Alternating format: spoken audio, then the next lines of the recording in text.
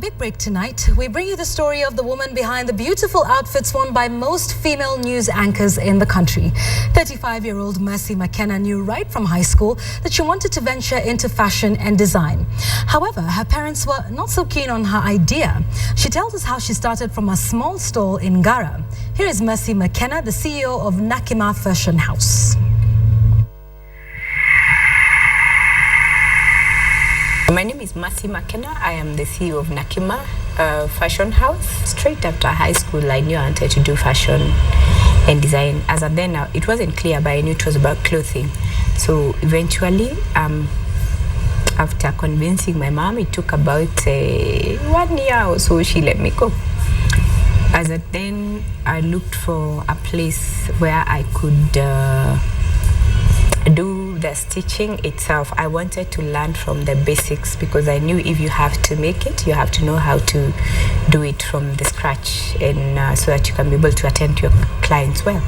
So in Ngara market, I found someone who was willing to take me in. Mostly I used to do tea girl work. I was a messenger. I would clean, I would stitch for them when they needed at no pay, which was really hectic because managing from my sister's house to the shop was difficult.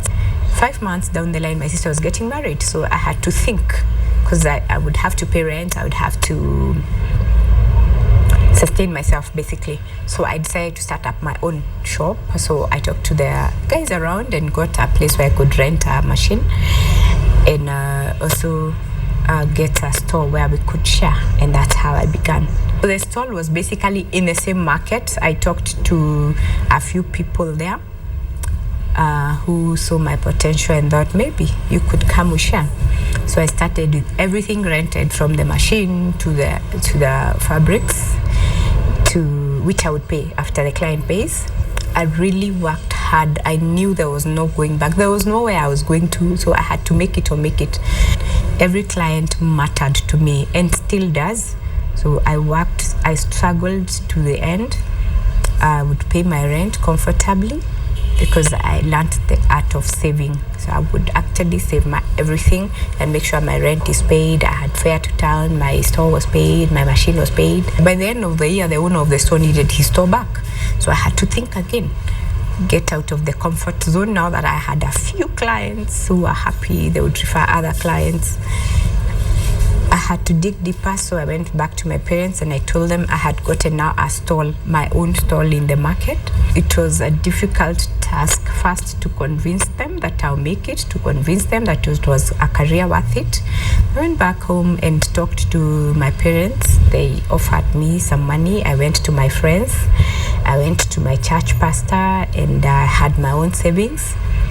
And I was able to pay for a store up front. 3 years down the line now is when my big break came in. I was able to get now this shop, get a workshop separate. Clients have the privacy. Now I have the media houses I make for clothes. They anchor news in, and I mean that was my biggest break, to get to dress a person and she does news and they look awesome and the feedback is good.